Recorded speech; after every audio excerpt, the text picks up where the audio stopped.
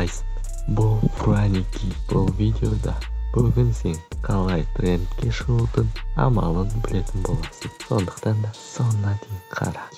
Трендке шыққан видеоны барлық адамдар көреді. Егер де сен трендке шығып жатсаң, миллиондаған просмотрлар жинай аласың. Трендке қандай видеолар шығады? Трендке соңғы 60 минуттың ішінде ең көп активность жинаған видеолар шығып жатады. Сондықтан да видеоның шыққаннан бастап, бірінші минутынан бастап 100-ден астам просмотрлар жинай бастау керек.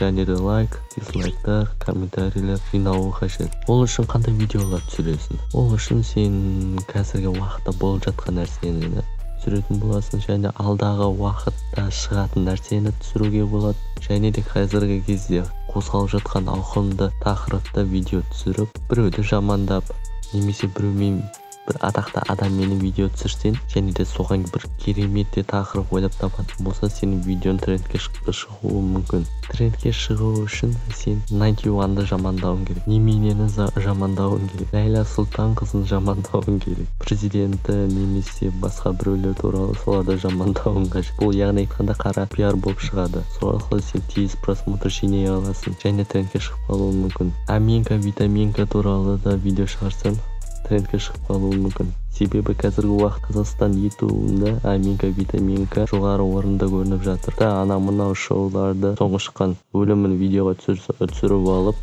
ютубқа салып жіберсең, ол да трендке шығуы мүмкін. Байзақовамен видеоға түссең, трендке шығып кетуі мүмкін. Шоу-бизнесте болып жатқан тақырыптарды пайдалансаң да трендке шығып кетуі мүмкін. Ел аузында пендеміз ғой деген сияқты ток-шоуларда болып жатқан тақырыптарды түсірсең, трендке шығып кетуі мүмкін.